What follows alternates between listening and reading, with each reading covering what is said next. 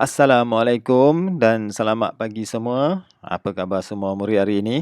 Cikgu harap semua dalam keadaan sihat ya. Sudah pun ambil sarapan? Pastikan jangan lupa ambil sarapan ya. Okey. Cikgu nak sambung minggu ini masih lagi dalam unit 1, mari belajar sejarah. Okey. Tajuk hari ini ialah kaedah penyelidikan sejarah. Okay, baik, yang mana ada buku teks boleh rujuk buku teks ya. Apa yang kamu dapat belajar hari ini ialah menyatakan 3 kaedah yang terdapat dalam penyelidikan sejarah. Okey,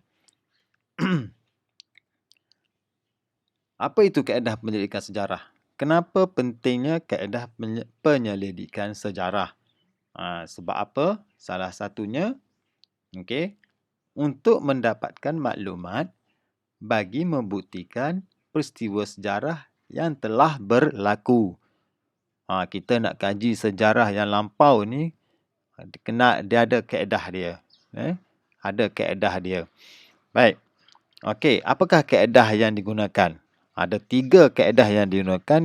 Okey, salah satunya ialah kaedah arkeologi. Okey.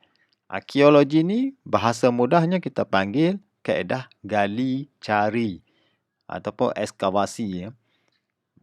Cari gali bahan tinggalan sejarah. Biasanya cari gali ni kita pun fahamlah, cari tu mestilah yang berada di dalam tanah.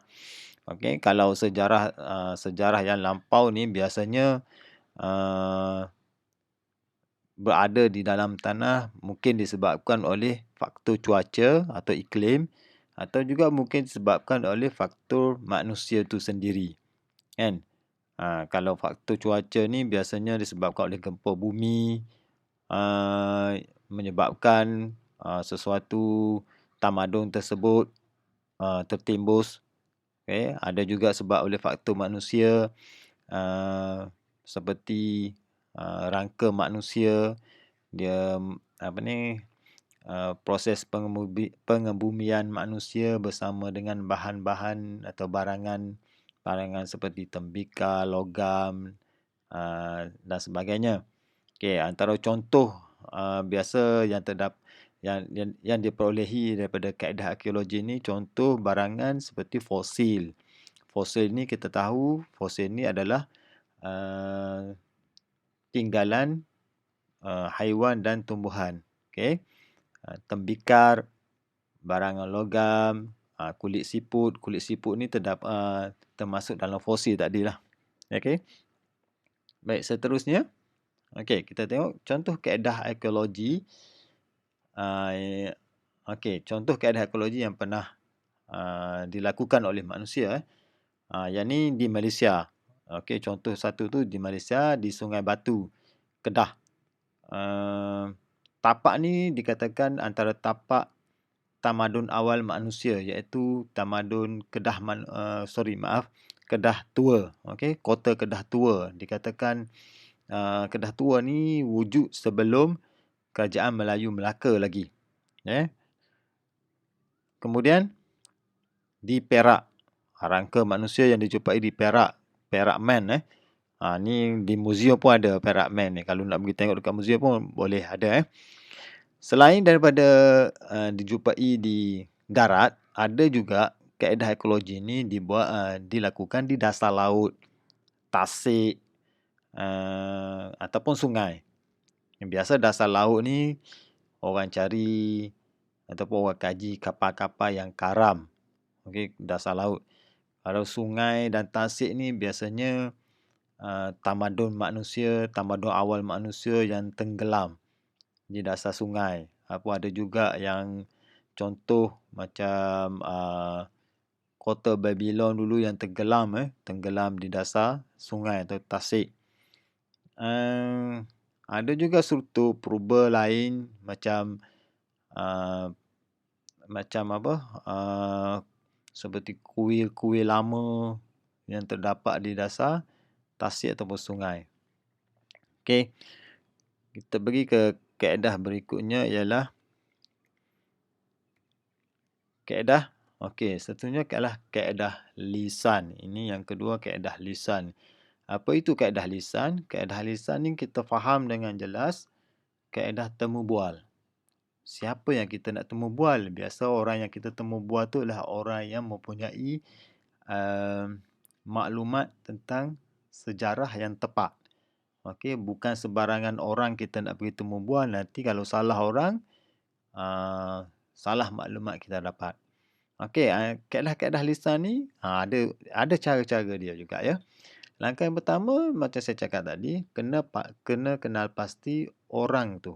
Okey, orang sumber itu. Okey, kemudian semasa temu bual kita buat rakaman supaya tidak hilang.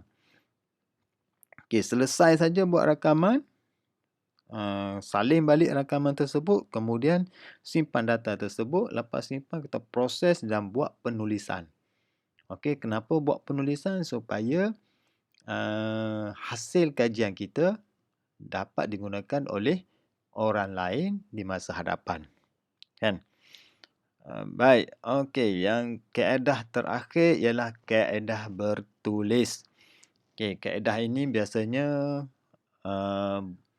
dijumpai di dinding gua, pada kayu, batu. Ini contoh batu bersurat yang dijumpai di Sungai Teresak, Terengganu dalam tulisan Jawi berkenaan tentang tamadun kedatangan Islam. Kan? Tu contoh dinding gua di Tambung, Perak. Tulisan di dinding gua ni akan memberikan maklumat untuk para pengkaji membuktikan peristiwa yang lalu. Okey. Antara langkah yang dilakukan dalam kaedah bertulis sama juga macam kaedah temu bual tadi, iaitu kena pasti sumber sejarah dengan tepat, kumpul sumber, kemudian tafsir maklumat tersebut, kemudian buat penulisan supaya macam tadi dah, supaya hasil kajian kita tu tidak hilang dan boleh digunakan untuk rujukan orang lain. Okey, habis itu sahaja. Ada tiga kaedah pendidikan sejarah ya. Saya ulang balik. Kaedah pertama arkeologi, kaedah kedua kaedah bertulis dan kaedah tiga kaedah lisan. Okey. Maaf ya. Okey, saya ulang balik. Kaedah arkeologi, kaedah lisan, kaedah bertulis. Okey, tiga kaedah tu yang utama. Okey, saya harap semua boleh ingat, boleh dengan jelas tiga kaedah ini ya. Okey. Baik, okey. Itu sahaja untuk kali ini. Sekian, terima kasih. Satu lagi, jangan lupa buat kuis dalam GC yang telah cikgu sediakan. Kemudian, bila type tu pastikan tiada typing error ya. Sebab minggu lepas ada beberapa orang yang type jawapan dia tu cikgu tak boleh nak baca. Sebab dia mungkin typing error, mungkin Google Translate di telefon dia, cikgu tak pastilah. Tapi memang cikgu tak boleh nak baca apa yang dia tulis. Tapi cikgu dah reply dah dekat dia punya email. Okey. So, itu saja untuk hari ini. Semoga kita berjumpa lagi dan selamat belajar. Okey. Terima kasih.